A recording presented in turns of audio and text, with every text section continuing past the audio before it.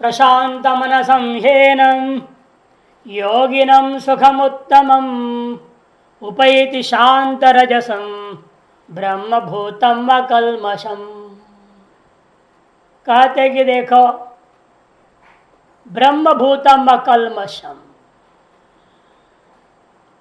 प्रशांत मनसं ह्येनं योगिनं सुखमुत्तमम्। Annum योगिनम, यह जो योगी है कैसा है? प्रशांत है मन जिसका, ऐसा है।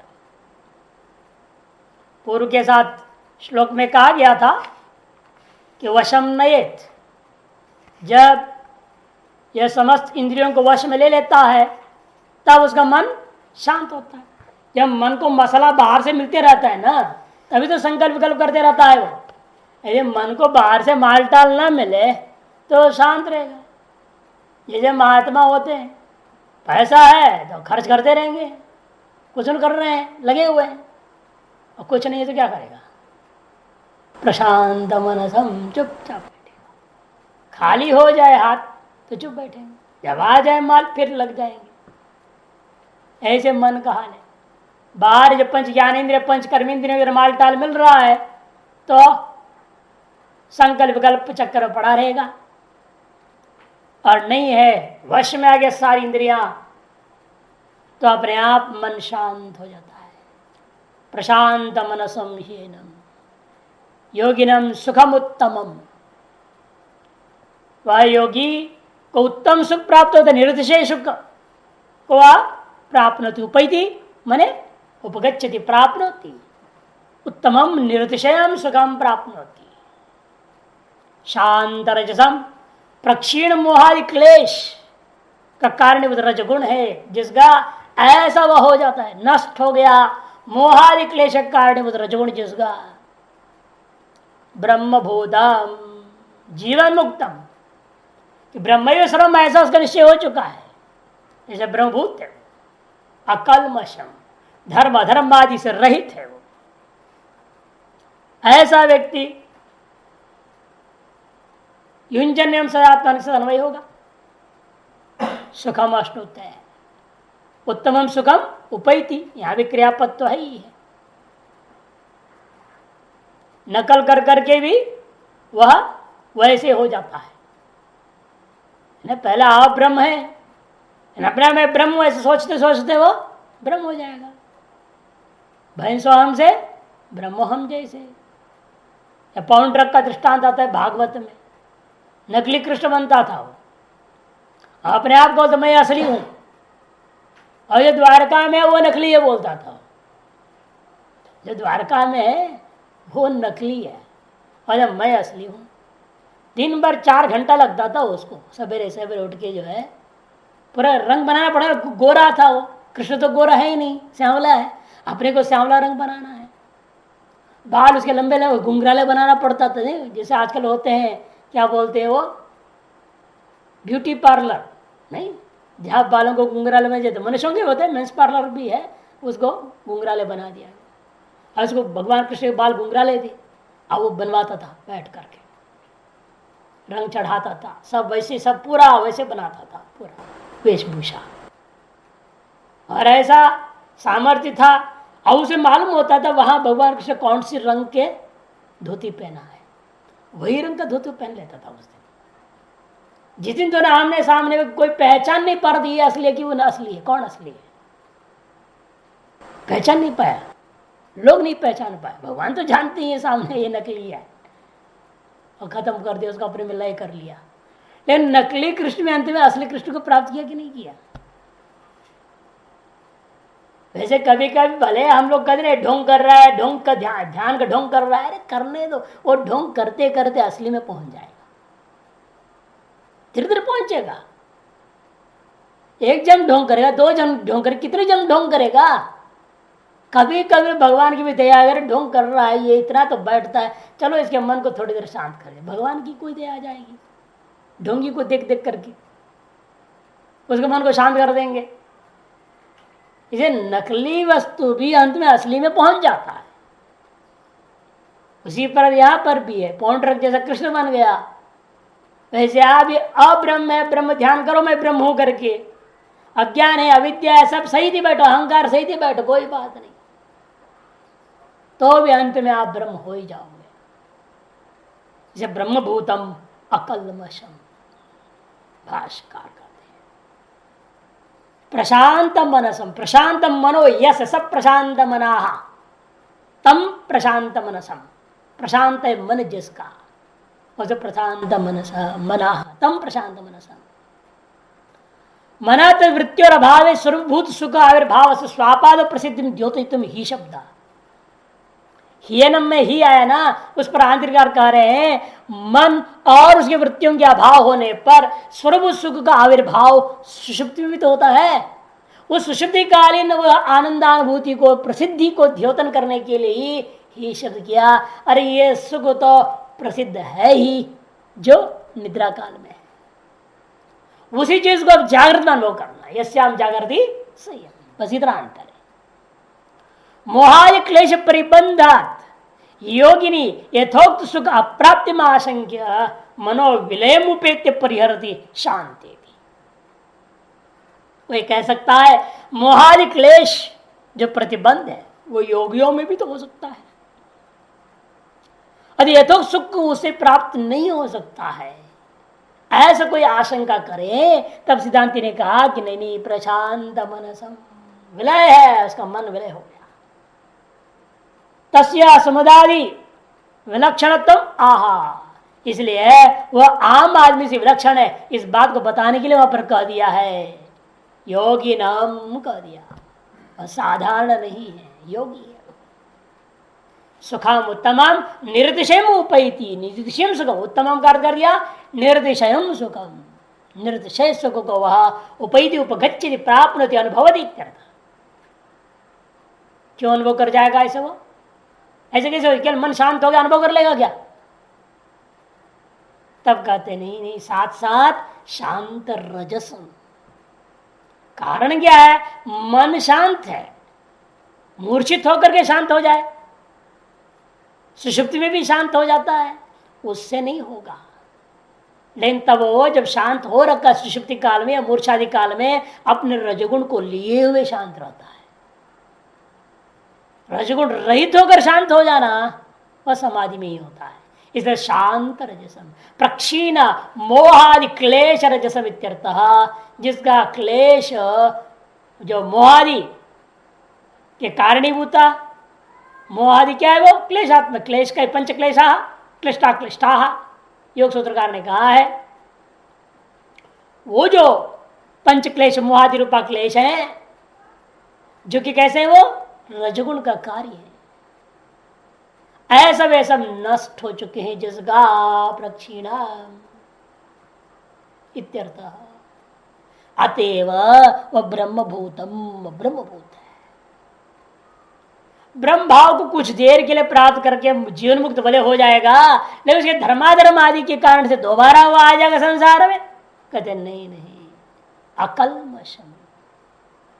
भाष्यकार से ब्रह्मभूतम जीवन मुक्तम ब्रह्मैव सर्वमित्यम निश्चयवंतम, ब्रह्म ही सब कुछ, पट ही ये सारा चित्र है, पट से बिन कोई चित्र नहीं है, तो ब्रह्म ही है सारा जगत है, ब्रह्म से बिन कोई जगत है ही नहीं, ऐसा निश्चय कर लिया।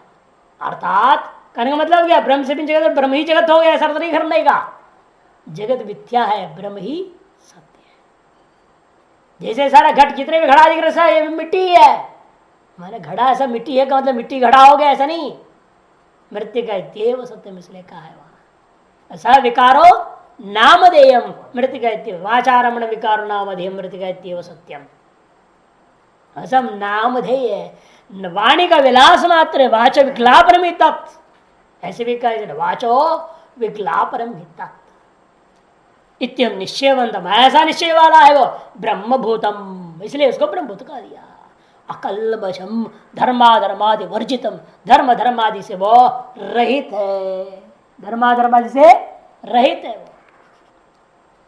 युंजन्नेवाम उत्तमम सुखम योगिनो भवति इत्युक्तम तदेव स्फुटयति, वो उसको निर्दिशय सुख प्राप्त होती है जो आपने कहा था, उसको स्पष्ट करने के लिए अगला श्लोक आरंभ होता है। स्वस्थ सर्वान कामान है ना तैत्तिरीय उपनिषद, उसके आधार पर मंत्र ये श्लोक आ रहा है।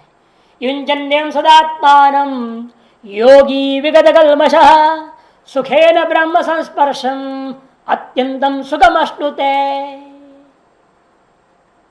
युंजन एवं सदा आत्मानं योगी इस प्रकार से अपने अंतःकरण को सदा युक्त कर देता है तो विगत कल्मष योगी। योगी कैसा है वो? विगत कल्मष, कल्मष से रहित है, पुण्य पाप धर्माधर्म से रहित है। अकल्मषम जो कहा था उसी को कर विगत कल्मष। पुरुष लोक में क्या था? अकल्मषम, यहां कहते विगत कल्मष योगी का विशेषण है। तो वह सुखे न मन अनायास नहीं, वह ब्रह्म संस्पर्शम अत्यंतम सुखम अश्नुते, वह ब्रह्म संस्पर्श माने ब्रह्मणा ब्रह्म के साथ, ब्रह्मणा परेण संस्पर्शम संबद्धम, ऐसा करके आप कोई बाह्य तादात्म्य संबंध नहीं लेना, आभेद संबंध को लेना। ब्रह्म के साथ संस्पर्श है जिसका संबंध हो गया है, जिसका अभेद आत्म संबंध हो गया है जिसका, ऐसे को कहते ब्रह्म संस्पर्शम सुखम अत्यंतम, जो कि अंत से रहित है, माने नित्य। अंत का अतिक्रमण कर गया, अतिक्रांतम अंतम, पता है ना, अभी कल भी बताया था, जिसने अंत का अतिक्रमण कर गया वो अत्यंत कहा जाता है, अर्थात नित्यम सुखम अश्नुते, नित्य सुख को उपभोग करता है। भाष्य युंजन्येवं यथोक्तेन क्रमेण, यथोक्रम से योगी, यथोक्रम क्या है शुरू से बता दिया है, समम काय शिरोग्रीवम इत्यादि जो शुरू से बताया हुआ यथोक्रम के अनुसार आसन प्राणायाम प्रत्याहार धारणा ध्यान आदि का निरंतर अभ्यास करते हुए क्रमेण योगी कैसा हो गया? योगांतराय वर्जित। ये बहुत बड़ी बात भाष्यकार जोड़ दिया, पूरा योग सूत्र को ले आए। योगांतराय वर्जित, योग में 9 अंतरायों का वर्णन किया। योग के प्रति अंतराय माने प्रतिबंधक, बाधक, आप में योग नहीं होता, जब तक नहीं होता, इसमें 9 बाधक हुआ करते, 9 है। प्रथम पाद की 30वां सूत्र है 1:30, देखो मसूत्र में दिया है, भाषा सभी दे रहे हैं, इन मसूत्र का अस्तित्व पढ़े दे रहे। देखो तीसरी पंक्ति के अंत में व्याधिस्थ्यान, स्त्यान शुद्ध करो, व्याधिस्थ्यान संशय प्रमादालस्य अविरति भ्रांति दर्शनात् दर्शन अलब्ध भूमिकत्व अनवस्थितत्वानि। व्याधि 1, स्त्यान 2, संशय 3, प्रमाद 4, आलस्य 5, अविरति 6, भ्रांति 7, अलब्ध भूमिकत्व 8, अनवस्थितत्व 9। इनके एक लक्षण संक्षेप में जाएंगे। देखिए ये सब चित्त में विक्षेप को पैदा करने वाले लोग हैं, इसलिए योग के लिए ये अंतराय कहे जाते हैं, प्रतिबंधक कहे जाते हैं, बाधक कहे जाते हैं। सप्रवृत्ति सहचारितया तत्प्रतिपक्षा, ये प्रवृत्ति के साथ साथ होने वाले होने से सब प्रतिपक्षभूत वस्तु है योग के प्रति। सबसे पहला व्याधि, व्याधि क्या है? धातु वैषम्य निमित्तक विकार, जो भूख बुखार आदि सिरदर्द आदि, उसको व्याधि शब्द से लिया। आधि व्याधि 2 होती है, व्याधि शरीरस्थ, आधि मन का। आधि व्याधि मानसी बीमारियां होती है ना, उन्माद आदि मानसी बीमारियां हैं, संशयालुता मानसी बीमारी है। इसलिए क्या है, डॉक्टरों के पास जाना, फिजियाट्रिस्ट होते ना, नहीं साइकियाट्रिस्ट बोलते हैं उसको, जो मन की बीमारियों को वहां ले जाते हैं। बेके आगे कुछ कुछ सुनाई देने लगता है, अचानक कान में आदमी को डर जाता है, कुछ दिखाई देने लगता है, फालतू बातें, अपने कपोल दिमाग ऐसा हो जाता है उसका। कई तो इस कारण से नशा वसा ले लेते हैं। तो मानसिक बीमारी आधी, शारीरिक बीमारी व्याधि, आदि व्याधि, दोनों को व्याधि शब्द से कह दिया कि वीप सर हटा दो आदि हो गया, वीप सर जोड़ दो तो व्याधि हो गया। दूसरा स्त्यान, स्त्यान कहते हैं अकर्मण्यता। अकर्मण्यता में भी अनेक है, क्योंकि आगे प्रमाद आलस्य में सबका जगह में अकर्मण्यता ही आएगा। इन अकर्मण्यता में अंतर यहाँ के कर्मण्यता का तात्पर्य है गुरुणा शिक्ष्यमानस्य अपि आसनादि कर्म अनर्हता, गुरु के द्वारा शिक्षा देने के बावजूद भी आसन आदि कर्मों को करने में जो अयोग्यता है, इसी का नाम स्त्यान। इतना मोटा शरीर है, मांस बढ़ गया है, तो कैसे करेगा आसन? पद्मासन लगा तो बैठता ही नहीं, बैठ ही नहीं पाता, आसन लगा नहीं सकता हूं, उसको होते स्त्यान। इसे पहले शरीर को दुबला बनाना पड़ेगा, शरीर को दुबला बनाओ, लचीला बनाओ, गंठीला नहीं होनी चाहिए, कड़क नहीं होनी चाहिए, लचीला होनी चाहिए। उसके लिए हम लोग पहले पवन मुक्त आसन सीरीज 30 आसन करवाते, छोटे छोटे छोटे, नहीं अंगुलियों को दबाओ, दबाओ, यो करो, ये सब हाथ के पैर के सब कराना पड़ता है। इसके द्वारा वो सब जोड़ों में जो वात फंसता है, जिसमें कड़क हो जाता है, वो सब निकल जाएगा, लचीलापन लाया जाता है, इलास्टिसिटी बॉडी में, ताकि ठीक से आप अन्य बड़े बड़े आसनों के लिए जब फैलाना है फैला सकोगे, सिकुड़ना है ढंग से सिकुड़ सकेंगे। स्त्यान और संशय, अरे योग की साधना करनी चाहिए नहीं करनी चाहिए, करके क्या होगा? बड़े बड़े योगी यूं भटक गए, हम क्या करें उसमें? हम कौन सी खेती के मूली हैं कि हम योग कर लेंगे तो मोक्ष हो जाएगा हमारा? ऐसे ऐसे उल्टा उल्टा सोचते संशय कर जाएगा और करेगा ही नहीं योग, इसका नाम संशय। ये विपर्य के अंतर्गत भी ले सकते हैं, विपर्य को भी इसे उल्टा ही ग्रहण कर लिया, भाई होता ही नहीं, योग सब ढोंग होता है, योग से कुछ नहीं होता, दृढ़ निश्चय कर गया। विपर्य को भी हम संशय में ही ले लेंगे, अलग गिनाया नहीं ना इसको, इसलिए संशय के अंतर्गत ही विपर्य को भी लेना। उभय कोटि संस्पर्श हो तो संशय, एक कोटि विपरीत निश्चय हो जाए तो विपर्य, ये सब संशय में ही ले लेना है। चौथा प्रमाद, समाधि साधना नाम अनुष्ठान सामर्थ्य भी। पहले वाला स्त्यान क्या था? अनुष्ठान में सामर्थ्य नहीं था, और अब अनुष्ठान में समर्थ होने पर भी अनुष्ठान नहीं करना, इसी का नाम प्रमाद है। और आलस्य उससे अलग है। आलस्य क्या है? किंतु कर क्या रहा है इसलिए प्रमाद में वो योग साधनों को करने में समर्थ होते योग नहीं कर रहा है, लेकिन आलस्य भी नहीं है कि तो दुनियादारी धंधे में लग जाता है, विषयांतर में व्यापार करने लग गया, ये प्रमाद है।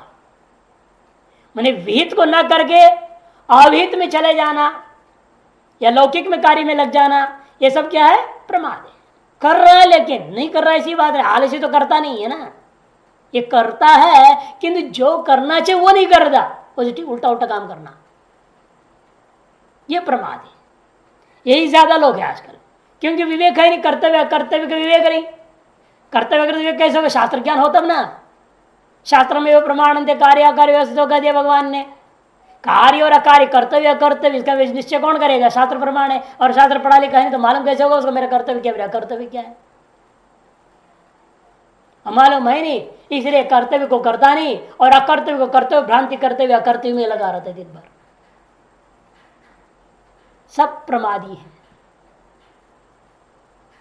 उसके बाद आलस्य, सत्यम भी औदासीन्य प्रच्युतो कफादिना तमसा च काय चित्तयोर गुरुत्व व्याधित्वेन अप्रसिद्धम अपि योग विषय प्रवृत्ति विरोधी। यदि भी रोग नहीं है, शरीर में भारीपन आ गया है, क्यों?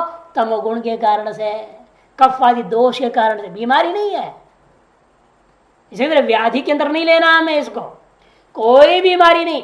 इस शरीर में कफ की अधिकता होने से आलस हो जाता है, या तमोगुण ज्यादा बढ़ गया, तामसी आदमी है, कुछ करना नहीं चाहता, वो सोचता है कैसे फ्री फंड में कुछ खाने पीने मिल जाए, वो देखो रास्ता ढूंढो। क्लास में बैठ गए, सोते रहे कोई बोलना नहीं चाहिए, ताकि वो से बहु आश्रम बढ़िया है।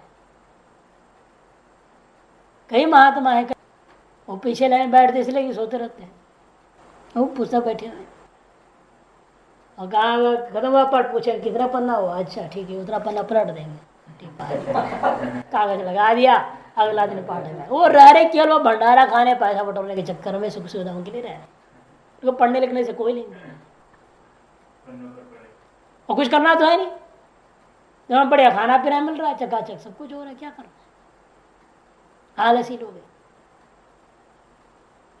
सत्याम अपनी औदासीन्य प्रच्युतो, आलस्यम सत्याम अभी औदासीन्य से प्रच्युति हो करके, ये नहीं कि औदासीन भाव में, औदासीन अवस्था में भी नहीं है, इसे औदासीन से हट गया है और कफादी तमसा च, कफादी के कारण से या तमोन के कारण से काय चित्तयोर, काय शरीर में और चित्त में गुरुत्व भारीपन आ गया। और व्याधित्व अप्रसिद्धम, व्याधित्व प्रसिद्ध नहीं, बीमारी नहीं है वो, योग विषय प्रवृत्ति विरोधी, योग विषय प्रवृत्ति के विरोधी होने से तो आलस्य नाम से कहा जाता है इस चीज को। छठा अविरति ही, अविरति चित्त से विषय विशेष एकांतिको अभिलाषा। अविरति कहते हैं चित्त किसी विषय विशेष में लग गया है और जब तक पाएगा नहीं उसके पीछे हटता ही नहीं, वहां से हटता ही नहीं, लगा हुआ है, पाना है, वो करना है, वो करना है, वो करना है। जब तक वो काम पूरा नहीं होता वहां से पीछे हटता नहीं, वो अविरति। इसलिए हम लोगों का सिद्धांत क्या है, जो काम कर रहा है शुरू कर दो, निपटा दो कदम, नहीं तो दिमाग वहीं लगा रहेगा, अब वो करना बाकी है, आधे में छोड़ना ही नहीं चाहिए, नहीं अंदर रहेगी ना, वो आधा छोटा हुआ है। से जितनी जल्दी से निपटा के किनारा कर दो ताकि फिर मन लग जाए, अपने ध्यान में जाए। प्रारब्धवशात किसी विषय में निकल भी जाए उसको झटपट निपटा देना चाहिए, और जहां देखा ऐसा विषय बहुत लंबा समय लगने वाला है उसे विरक्त हो जाए, दोष देखो उसमें, तुरंत दोष देखना चाहिए और उसे हट जाना चाहिए। ये बेकार विषय प्रारब्ध खींच रहा है, बहुत समय लगना है, कहाँ चक्कर काटेंगे इसका पीछे, समय बर्बाद, सब बर्बाद। उसे अच्छा है कि हम इसमें न पड़े, उसे दोष दर्शन देकर उससे पीछे हटना चाहिए। अविरति ही भ्रांति दर्शनम। सातवां योग असाधने भी का साधन बुद्धि, ये भ्रांति दर्शन है। योग का साधन नहीं है वो, लेकिन उसको योग का साधन समझ गया। साधन में भ्रांति का दर्शन कर लेने से ये भी एक बहुत बड़ा दोष है। आदमी ने योग निद्रा करना सोचा योग का साधन है और योग निद्रा के नाम पे सोते ही रहता है। कहा कि मैं योग निद्रा कर रहा हूं महाराज, और खराटे मार रहा, अगर मैं योग निद्रा कर रहा हूं तो क्या योग निद्रा है वो, उससे अच्छा तू बाहर कर्मयोग करता। वो साधन भ्रांति, ये भी बहुत बड़ा बाधक है।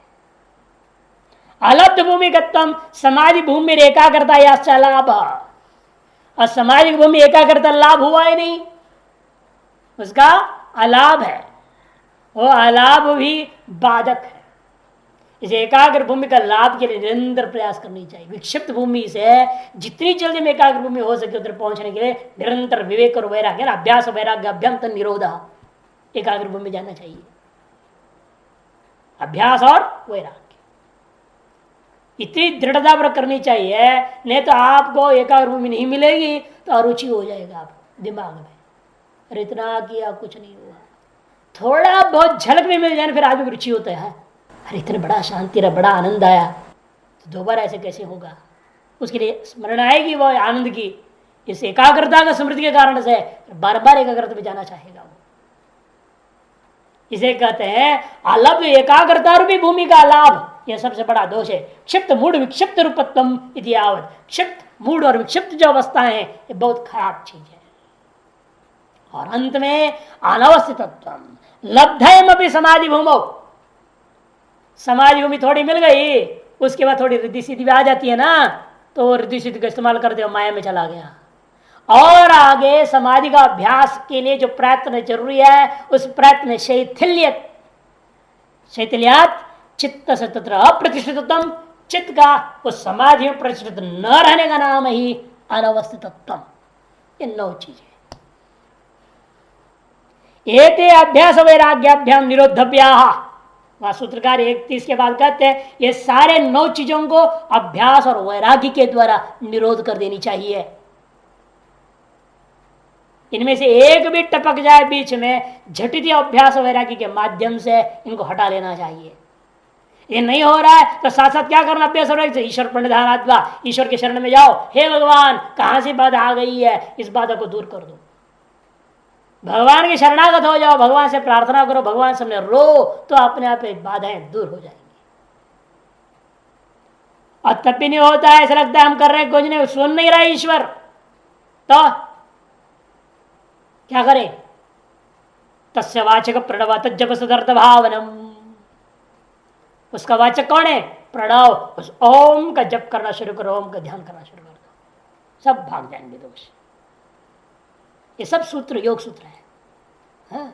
तत्र निश्चयम सर्वज्ञ बीजम स पूर्वेशाम अपि गुरु कालेन अवच्छेदात् क्लेश विपाकाशर परामर्श पुरुष विशेष ईश्वर तस्य वाचक प्रणव तज्जप सदृत भाव सारे सूत्र दे दिया है। और अंत में कहते हैं इस सारे साधन को अपनाते हुए बाधाओं से बचने के लिए एक सरल तरीका मैत्री करुणा मुत उपेक्षाणाम सुख दुख पुण्य पुण्य विषयाणाम भाग भावना तश्चित्त प्रसादनम, चित्त को प्रसादन करने का, प्रसन्न करके रखने का, एकाग्र भूमि में लाने की सबसे बढ़िया तरीका मैत्री करुणा मुदित उपेक्षा। सुख दुख पुण्य पुण्य विषयाणाम, सुख विषयों में मैत्री, दुख विषयों में करुणा, पुण्य विषयों में मुदित और पाप विषयों में उपेक्षा। सौहार्दम प्रति मैत्री, करुणा मने कृपा, मुदित मने हर्ष, उपेक्षा मने उदासीनता। कहने का मतलब आप अपने से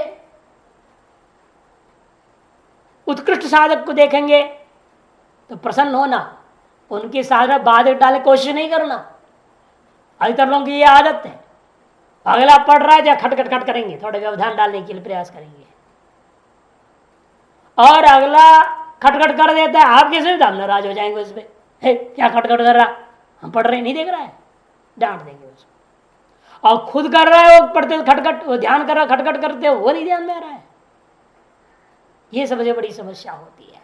दूसरे की साधना में बाधा डालने की बुद्धि, क्षुद्र बुद्धि सभी के अंदर है, उस पर विजय पाना चाहिए। मुदित भाव लाओ और अपने समान वालों से मैत्री, अपने से नीचे वाले हैं तो करुणा करो, उन पर दया करो। हे भगवान इनकी बुद्धि को ऐसी कर दो, इन पर कृपा कर दो, इनको भला कर दो, ये भी अच्छे हो जाए। ऐसे भगवान से उनके लिए प्रार्थना करके उन पर करुणा करनी चाहिए। स्व समान में मैत्री, स्व निकृष्ट में करुणा, स्व से उत्कृष्ट के प्रति मुदित और स्व अत्यंत विरोधी के प्रति उपेक्षा। उनके तरफ ध्यान ही मत दो। ये समझे पशु है, भैंस जा रहा है, जाने दो, भैंस जा रहा है, क्या करना। कुत्ता भौंक रहा है, कोई भौंक भौंक कर रहा है तो कुत्ता भौंक रहा है, सोचो उसको छुट्टी करो भाई, मुंह मत लगो वहां पे। क्या बोल रहा है तो क्यों ऐसे गाली दे रहा है, क्यों डांट रहा है, क्यों हल्ला कर रहा है, ऐसे बोलना ही नहीं। मुंह लोगे तो और बिगड़ेगा मामला। ये समझो कुत्ता भौंक रहा है, चुप किनारे हो जाओ, उपेक्षा। इसे स्व समान, स्व निकृष्ट, स्व उत्कृष्ट, स्व विरोधी, ये चार के लिए फॉर्मूला दे दिया। मैत्री करुणा मुदित उपेक्षा। जो इनको अपनाता है वह साधक योग में सफल हो जाता है, और इनको अपनाता नहीं और टकराता है तो वह साधक और नीचे चला जाता है, खत्म कहानी उसकी। और संसार में हर साधक के सामने ये चारों प्रकार के लोग चारों तरफ रहते हैं। मत समझो जहां जाओगे तुम्हारे अनुकूल ही मिलेंगे, सभी के सभी। दुनिया अनुकूल ही सब नहीं मिलते, सब बराबर वाले भी नहीं मिलते, सब जगह सर्वत्र उत्कृष्ट भी नहीं मिलते, सर्वत्र सभी निकृष्ट नहीं मिलते, सर्वत्र सदा विरोधी नहीं मिलते। सब प्रकार के सब जगह है, त्रिगुणात्मक जगत है, ऐसे सब तरह के लोग सब जगह मिलेंगे। तो इस रास्ते को अपना करके व्यक्ति जब आगे बढ़ेगा तब भाष्यकार के वचन योग अंतराय वर्जित ये घटेगा। योग के अंतरायों से रहित हो जाएगा वह योगी, होकर सदा आत्मानं युंजन, सदा अपनी आत्मा की ओर ही अपने बुद्धि की वृत्तियों को युक्त करके विगत कल्मषा विगत पाप, पाप रहित। पाप से तात्पर्य पुण्य भी, समाधि में वो भी बाधक हो जाता है। पुण्य पाप दोनों मोक्ष में बाधक होने से, पुण्य पाप दोनों से धर्म अधर्म, जिसे पहले कहा भाषा का पुरुष लोग के अंत में क्या कहा था, अकल्मषम धर्माधर्मादि विवर्जितम। यहां पर विगत कल्मषम नहीं, विगत धर्माधर्मादि इत्यर्थः। सुखेन, ये तृतीयांत का अर्थ सुख शब्द, तृतीयांत सुख शब्द का अर्थ कर रहे हैं अनायासेन, क्योंकि दो है, सुखेन और सुखम अश्नुते। श्लोक में दो है ना, एक तृतीयांत एक द्वितीयांत है। तृतीयांत कर्णवाचक है और द्वितीयांत फलवाचक है, कर्म है। इसे तृतीयांत का अर्थ हो गया अनायासेन, अनायास ही वो प्राप्त कर जाएगा।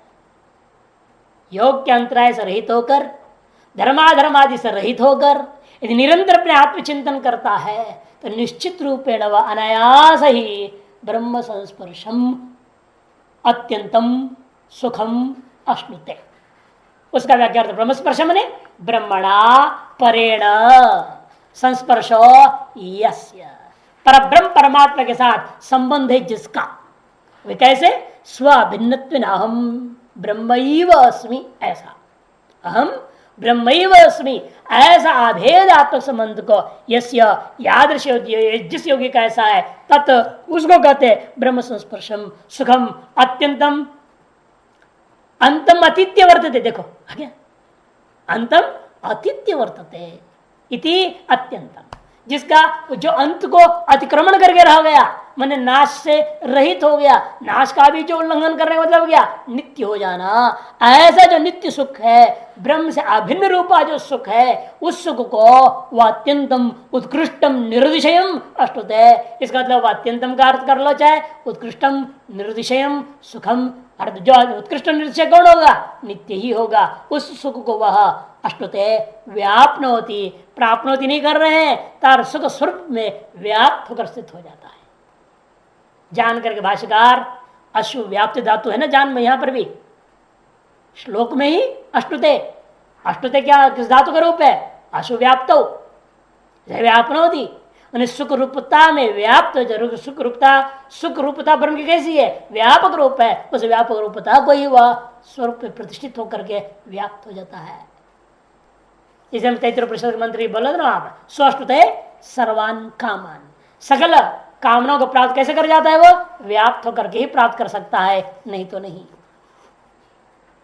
योगम अनुष्ठिष्ठता ब्रह्मभूत आंधिरी,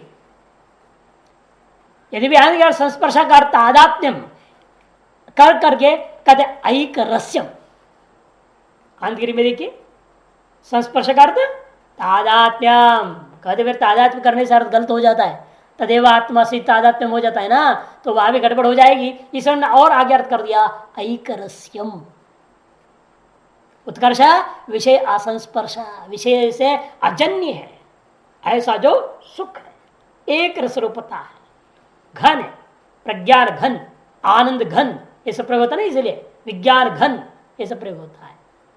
यथा लवण घन, लवण घन कैसे होता है, नमक का ढेला, अंदर बाहर ऊपर नीचे आगे पीछे जहां तहां जहां से भी निकालो नमक ही नमक है, यानी कण कण नमक है नमक के ढेला में। उसी प्रकार से ये आत्मा है, अंदर बाहर ऊपर नीचे यहां जहां तहां भी घुसो वो आनंद रूप ही है, जैसे भी ग्रहण करो उसको वो आनंद ही होगा। समझाने के लिए श्वेताश्वत क्या किए थे, कहा कि ला जाओ नमक का ढेला लाओ, पानी में डाल दो, सवेरे आना, जाओ। वो सवेरे आया, चेड़ा श्वेत केतु बेटा, अगर इससे ऊपर से पियो, इस किनारे से पियो, उस किनारे से पियो, बीच में से पियो, नीचे से पियो, कैसा लगा, वो हर बार कहता है नमकीन ही है, नमकीन ही है, जब नमक निकालो घोल कहाँ मिलेगा, तो घुल गया, जब फेंक के आओ, अब समझ में आई कुछ, ब्रह्म कहाँ है, कैसा है, जैसा नमक वैसा ब्रह्म है, समझो कौन दिया, वैसे सा जल में जैसे व्याप्त हो गया, जगत में व्याप्त ब्रह्म से तुमको दिखता नहीं है, लेकिन है वही सब जगह, जल के कोने कोने में, बर्तन के कोने कोने में जल की कहा क्या है, नमक ही नहीं तो है। जगत के कोने कोने में कण कण में क्या है, वो ब्रह्म का आनंद रूपता ही और कुछ नहीं है। अस्थि भाति प्रियम रूपम, अस्थि भाति प्रिय रूपता ये सभी में है। उस आनंद रूपता प्रत्येक में ग्रहण करने की, देखने की क्षमता, सामर्थ्य के अभाव की वजह से आदमी छटपटाता है, परेशान होता है। ऐसा योग को अनुष्ठान करता हुआ ब्रह्मभूत सर्व अनर्थ निवृत्ति निर्दय सुख प्राप्ति लक्षण जो द्विविध मोक्ष है, वह हेतुना केन स्यात्, किसके द्वारा हो सकता है, यदि शंखमानम प्रति आह, उसको यहाँ पर जवाब देते हुए कहा जा रहा है। वह कैसे होगा, दो प्रकार का मोक्ष वर्णन किया आपने, जीवन मुक्ति विदेह मुक्ति, जो बात कही गई वो कैसे हो सकती है, कहते उसको भी तुम्हें समझाते हैं, धीरे धीरे करना पड़ेगा। दो मुख्य सीढ़ी बता देंगे श्लोक में, जो अनेकों श्रुति स्मृतियों पूर्व में विचार हो चुके, कह चुके हैं, यहाँ भी कह रहे। देखिए, सर्वभूतस्थमात्मानं सर्वभूतानि चात्मनि ईक्षते योग युक्तात्मा सर्वत्र समदर्शन। समदर्शन ब्रह्म दर्शन कि सम और ब्रह्म पर्यायवाची, निर्दोषमी समम ब्रह्म आया था ना 5वां अध्याय 19वें श्लोक में, जो कि 18वें भी आया है। ब्राह्मणी गवेषण क्या होगा? समदर्शिन है नहीं, शुनि चैव शपाके च ब्राह्मण समदर्शिना, पंडिता समदर्शिना। तो यहां भी समदर्शन कह दिया, वह व्यक्तियों में ले रहे थे इसलिए यहां वह व्यक्ति नहीं है, यहां इसे समदर्शिना नहीं बोला, समदर्शन कह रहे, इतना अंतर है।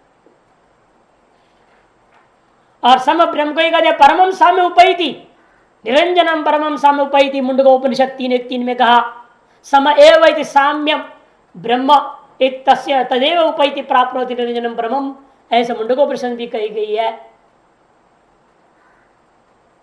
और इसी प्रकार श्लोक भागवत में आप देखेंगे 3रा स्कंद 24वां अध्याय 46वें श्लोक में आप देखते हैं आत्मानं सर्वभूतेषु भगवन्तम् अवस्थितम् अपश्यत सर्वभूतानि भगवत्यपि च आत्मनि।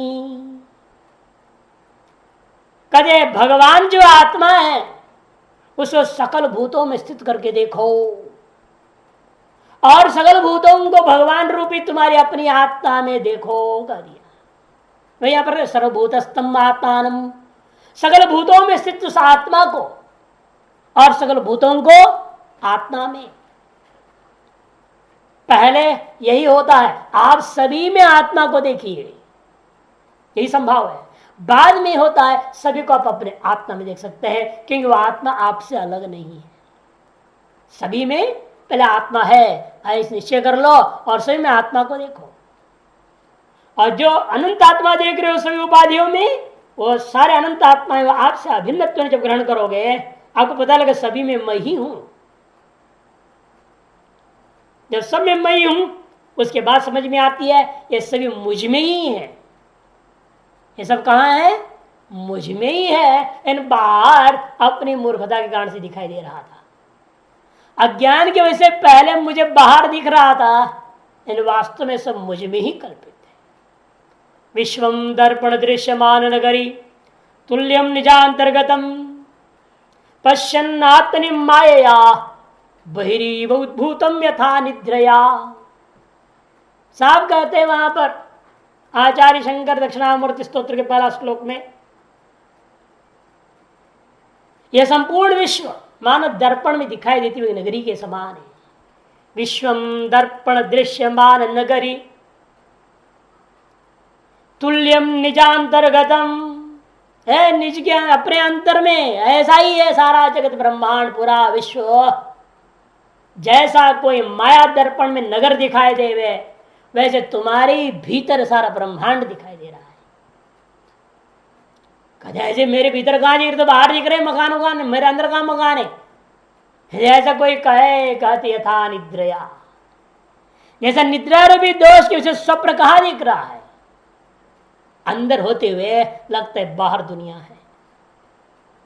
उसी प्रकार से माया रूपी दोष के कारण से अंदर होते हुए बाहर दिखाई देता है। पश्यन्नात्मनि मायया बहिरिव उद्भूतम यथा निद्रया, से निद्रया निद्रा भी दोष से यथा स्वप्न उद्भूतम भवति। उद्भूत स्वप्न कैसे कहां दिख रहा है आपको? जगत कैसे लगता है? स्वप्न जगत कहां है आपके अंदर? मालूम रहता है कि उस समय मुझे लगता है सब बाहर दिख रहा है। जगने के बाद पता लगता है स्वप्न जगत कहां था? भीतर ही था। क्यों ऐसे दिख रहा था? फिर कहते निद्रा रूपी दोष की वजह से दिख रहा था। उसी प्रकार यहां पर भी बाहर दिख रहा है जागृत काल में, इन वाक्य में ये भीतर ही है जागृत काल में भी।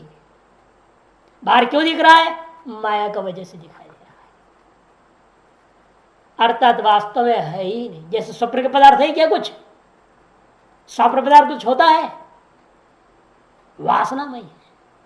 तो सारा बाह्य जगत भी वासनामय है, वास्तव में है नहीं, दिखाई दे रहा है। इसलिए कई बार प्रवचन करते तो निकल जाता था, कोई सोच समझ के या पहले सुना हुआ हो या किसी ने बताया हुआ हो, ऐसे कुछ भी नहीं।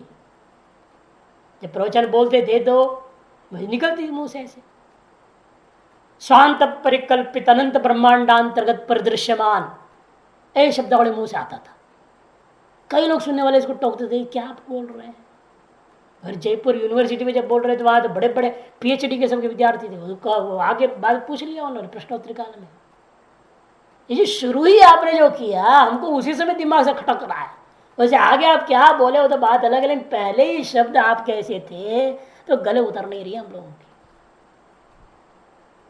और स्वांत कल्पित अनंत ब्रह्मांडांतर्गत परिदृश्यमान क्षुद्र ब्रह्मांडांतर्वर्ती यह राजस्थान और क्षेत्रांतर्वर्ती होता जयपुर में, ये आपने कैसे कह दिया। आपके भीतर जयपुर है, आपके भीतर में हॉल है, मुझे मेरे भीतर में है लेकिन तुमको बाहर जैसे दिख रहे, क्या करेगा, तुम्हारे अज्ञान है वो। फिर स्वप्न दृष्टांत से लोगों को समझाया ये वास्तविकता है।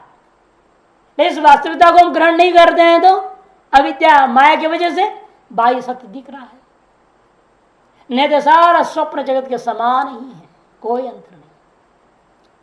वह स्वप्न की वासना कच्ची होने से एक बार दिखा जिस दो बार दिखती नहीं है, यहाँ के ये जो जागृत रूपी स्वप्न की वासना दृढ़ होने से बारंबार वही दिखता है, इतना अंतर है।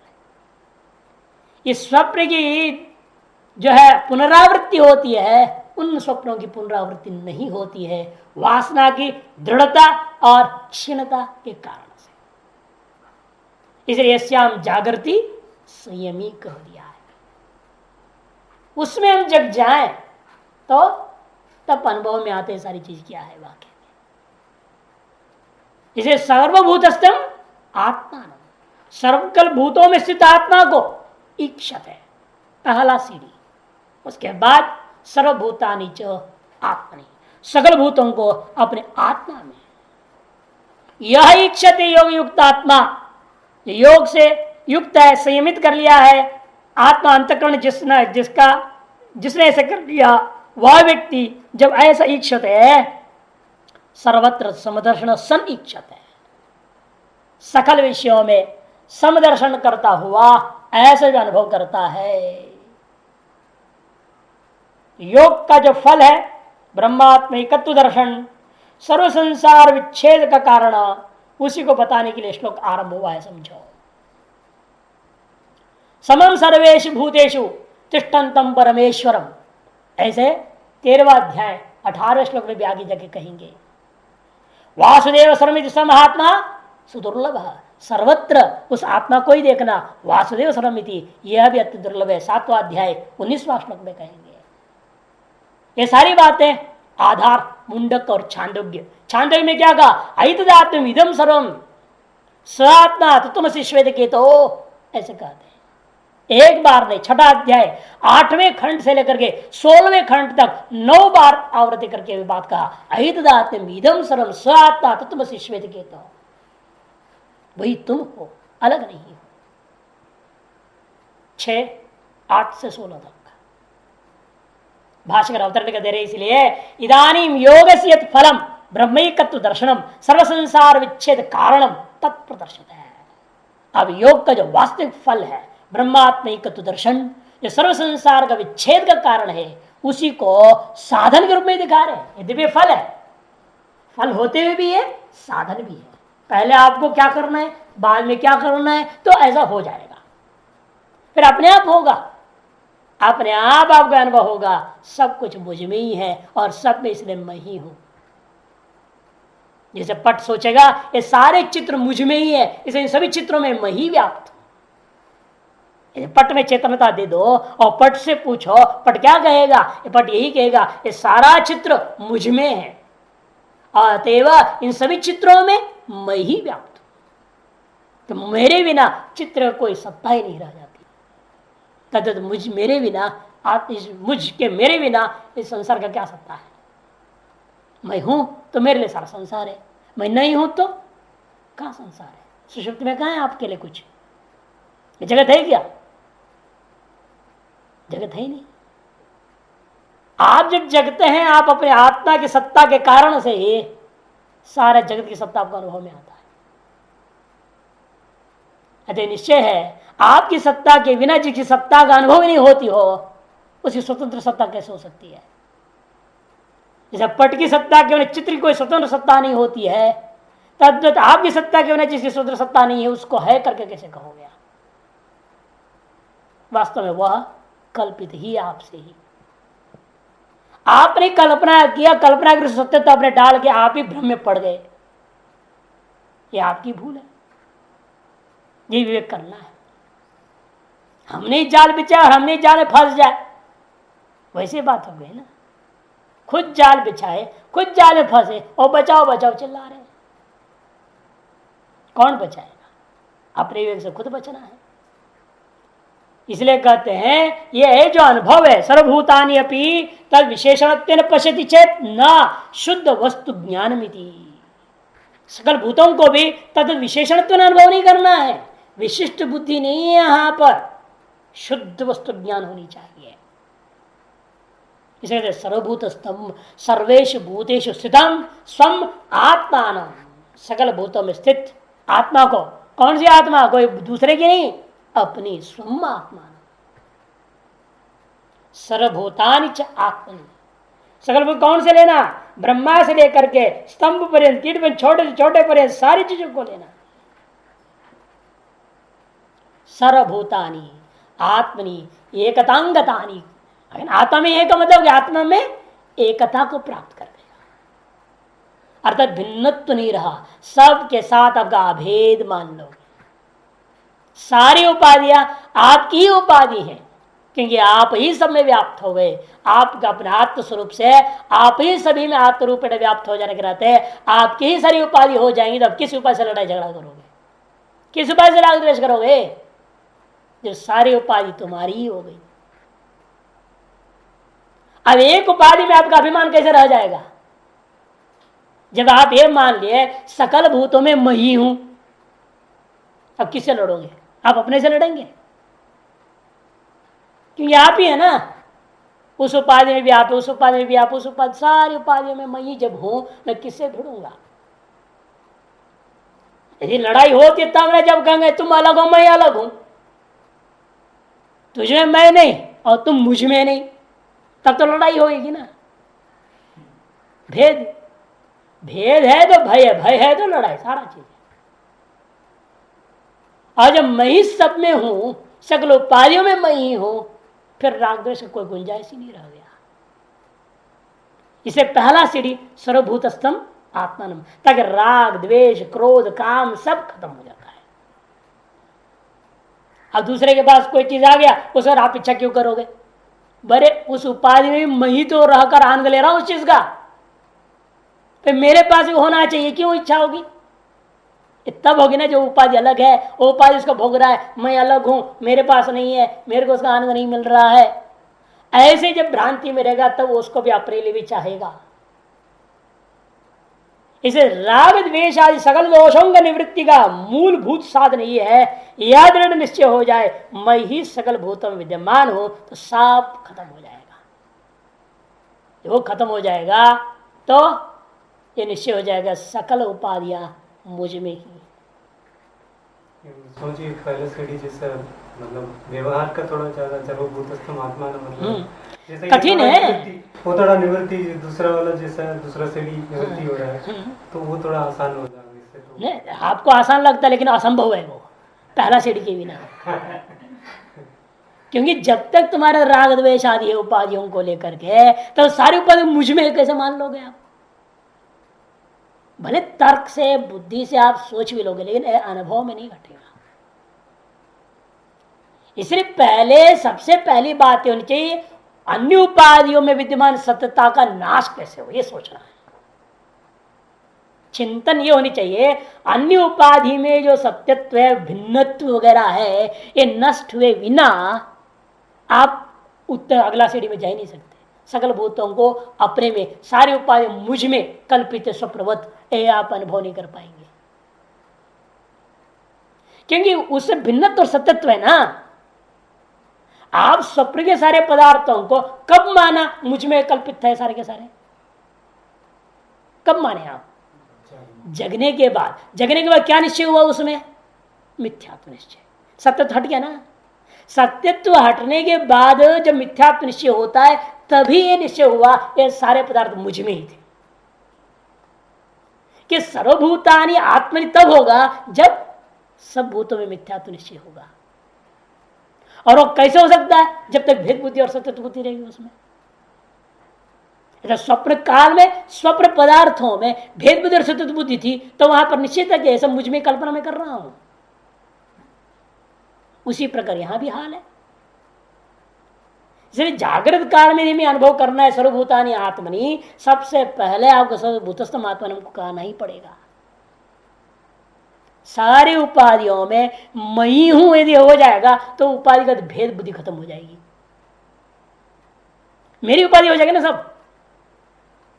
जब सारी उपाधि मेरी ही है तो भेद बुद्धि को लेकर जो राग द्वेष आदि होता है वो कहां होगा? जब वो भेद बुद्धि नष्ट हो जाएगी तब समझ में आएगी फिर ये सारी उपाधि मेरी ही है, तो मैं सोता हूं तो फिर सारी उपाधि क्यों नहीं सो रहे हैं? ये उपाधि को मैंने सुला दिया, फिर उपाधि क्यों नहीं सोए? विवेक करोगे फिर निश्चय होगा, हो इसका मतलब नहीं ये उपाधि सो रहा है ना वो उपाधि सो रहा है, वास्तव में ना ये उपाधि जग रहा है ना वो उपाधि सो रहा है। ये सब अविद्या का खेल है। जब मैं आत्मा तो सोता हूं नहीं, सोया किसने? एक उपाधि ने सोया, और सारी उपाधियां मेरी होते हुए भी तथा तो उपाधियों के अपने कर्म की वजह से कोई सोता है कोई जगता है। यह अविद्यागत दृश्य है। इस प्रकार से वे करता हुआ सकल उपाधियों में अपने आत्मा का विवेचन करते हुए उसी मिथ्यात्व का निश्चय किए बिना आप सकल भूतों का अपने में कल्पित करके ग्रहण नहीं कर सकेंगे। देखने में तो सरल वो लगता है, सप्रवत दृष्टांत समझ में आ जाती है ना, आसान लगता है, लेकिन वो घटेगा नहीं जीवन में। सकल भूत जब मुझ में ही है फिर बाहर किसी भूत के साथ क्यों विद्वेष हो रहा है? जब मुझ में ही कल्पित है तो भाई कोई भूत नहीं, फिर ये रागद्वेष का जाल क्यों? पहले इसको तोड़ना पड़ता है। इस वजह से तब मिथ्या जब हो जाए तो रागद्वेष बाद में रहेगा ही नहीं। जो व्यक्ति सर्वभूतानि आत्मनि कर देगा तो सर्वत्र समदर्शन, अब रागद्वेष कहां रहेगा? तब समदर्शन सफल होता है, तब सर्वत्र ब्रह्म दर्शन हो गया। अब अपने आप किसी प्रकार रागद्वेष का कुछ भी नहीं रहेगा। इसे सीढ़ियां बनाई गई इस प्रकार से, बल्कि हम लोग 5 सीढ़ी बताया था पहले भी मैंने, इसको यहां 2 ही में ले लिया उन चीजों को। सर्वभूतस्थम आत्मानम सर्वभूतानि चापरित, 2 ही में कर दिया इन्होंने। तो भाष्यकार इसलिए कहते हैं तो एकताम गतानि ईक्षते पश्यति, ऐसा वो देखता है। कौन? योग युक्त आत्मा समाहित अंतःकरण, योग से युक्त है समाहित है आत्मा मन अंतःकरण जिसका, ऐसा जो योगी है वह सर्वत्र सर्वेषु समदर्शन, सर्वेषु ब्रह्मादि स्थावरांतेषु विषमेषु च सर्वभूतेषु, सकल ब्रह्मादि स्थावरांत विषम भूतों में समम निर्विशेषम विक्रियारितम ब्रह्म, है ना? सम शब्द का अर्थ क्या है? ब्रह्म। समम निर्विशेषम विक्रियारहितम ब्रह्म आत्मैकत्व विषयम दर्शनम ज्ञानम यस्य स समदर्शन। ब्रह्मात्मैकत्व विषय जो दर्शन है, ज्ञान है, वह है जिसका ऐसा वह योगी, स वह व्यक्ति सर्वत्र समदर्शन, वह योगी सकल उपाधियों में सम उस ब्रह्म का ही दर्शन करने लगेगा। इस विषय में देखिए नीलकंठीकार बड़ा सुंदर बातें कहेंगे। नीलकंठ में सोपाद निरुपाधि द्वेदा ब्रह्म विदुच्यते, सोपाधिक सर्वात्मा निरुपाख्योनुपाधिक। आगे ना कि ब्रह्मवेत्ता 2 प्रकार के, एक सोपाधिक ब्रह्मज्ञानी, एक निरुपाधिक ब्रह्मज्ञानी। सोपाधिक ब्रह्मज्ञानी वह है जो सर्वात्मा मान रहा है, सर्वात्म भाव में है, और निरुपाख्य अनुपाधिक। निरुपाधिक ब्रह्मवादी कौन है? जो अनुपाधि वाला हो गया, सभी में मैं ब्रह्म हूं, कोई भी उपाधि वास्तव न मेरा है, न इन उपाधियों में मैं हूं, ऐसा कुछ नहीं। उस स्थिति में पहुंच जाए अंत में, वो निरुपाधिक ब्रह्मवादी है। यहां जो चर्चा है सोपाधिक ब्रह्मवादी का है। असंप्रज्ञा के में जो सर्वाणी भूतानि ब्रह्म पर्यंतानि आत्मनि एकतांगतानि, पहला वाला संप्रज्ञात है और दूसरे वाला असंप्रज्ञात है। इसे श्रुतियां भी दे रहा है, यस्तु सर्वाणि भूतानि आत्मन्यवान पश्यति सर्वभूतेष्वात्मनं ततो न विजुगुप्सते। ईशावास छठा मंत्र। सर्वस्यात्मा भवति, मैत्रेयण उपनिषद 7वां अध्याय 2 मंत्र। ब्रह्मदासा ब्रह्मदासा ब्रह्मे में कितवाउत, कौशिक ब्राह्मणोपनिषद। इदम सर्वम यदेम आत्मा बृहदारण्यक 4, 5, 7 इत्यादि अनेक मंत्रों को नीलकंठी दे रहे हैं। योग वासिष्ठ में आया है, उसको कल ही देखेंगे।